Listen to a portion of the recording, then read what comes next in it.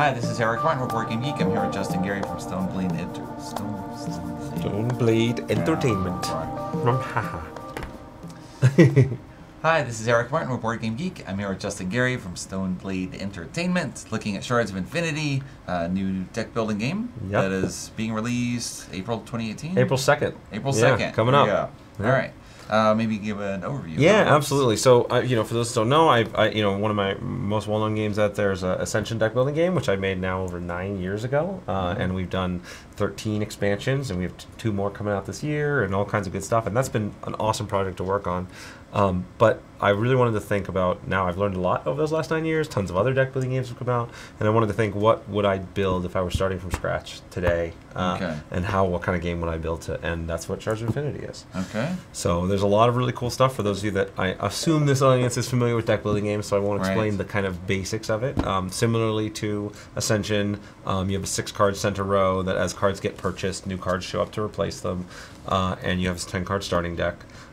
Where things change is, first of all, you'll probably notice these cool character dials here, sort of similar to the ones you see in like King of Tokyo kind of style. You start with a health rating, and everybody starts at 50 health, and you're actually attacking other players. So the objective is to just destroy everyone else. So, good family fun. So it's a lot more interactive and a bit more aggressive than Ascension is. So you'll also notice they have the second dial. This is the Mastery dial. And this is actually one of the biggest new innovations for deck building games that we've introduced.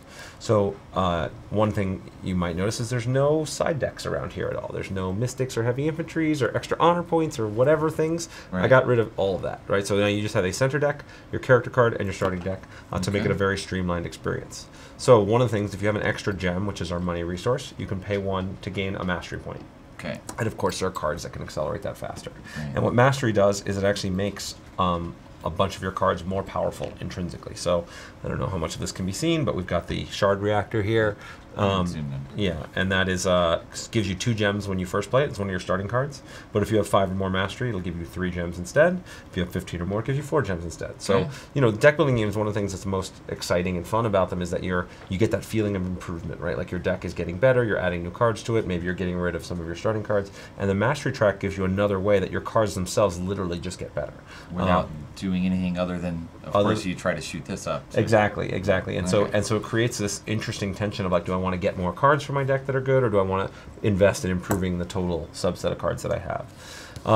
The biggest and most dramatic instance of this, the game is called Shards of Infinity, so of course the Infinity Shard is a really big deal. The story is that there was a weapon of ultimate power called the Infinity Engine that got destroyed. And the fragments of it, the shards, you're one of the characters that actually has one of these things. And if you can master it and rebuild the Infinity Engine, you get infinite power and thus can destroy everyone else. And you can actually see, if you get to 30 Mastery and draw the Infinity Shard, it does give you infinite power.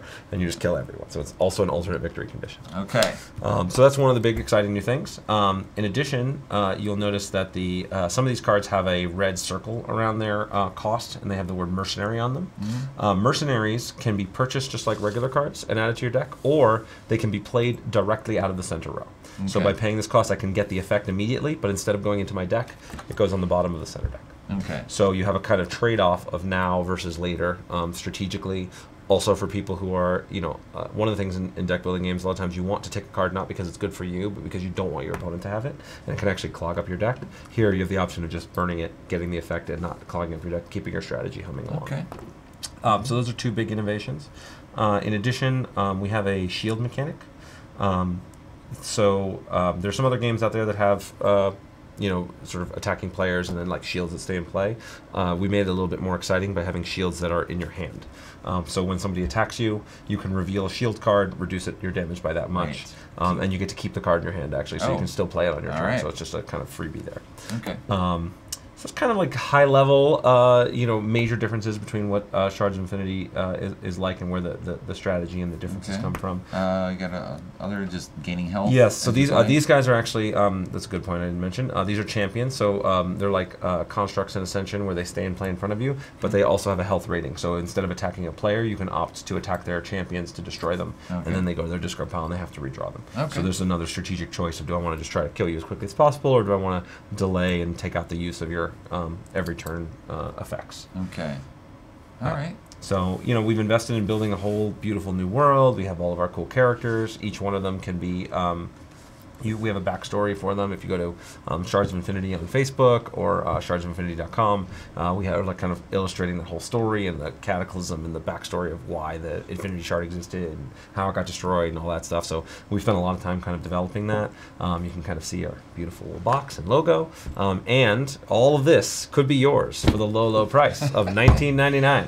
Okay. So it also makes it for 4 players one of the cheapest deck building games and very accessible to a lot of people. Okay. You know, so that's kind of what we got. All right, and expansions in the work. Expansions in the works, of course. Nice. Yeah, you know, one of the things I know we kind of mentioned before we started filming was that, you know, these characters, the character cards right now are all cosmetic, right? They all have the same powers, and but they're representing different characters, and so of course we're working on some cool, unique character powers and some other neat expansion mechanics. But that's a little down the road. This one's still coming out in April. So for anybody that loves Ascension or, you know, other deck building games, Star Realms, all those kinds of stuff, I really try to take the best of all of these games and evolve it with some new stuff. So hopefully you guys like it. All right. Thank you, Justin. Cool. Yeah. There you go.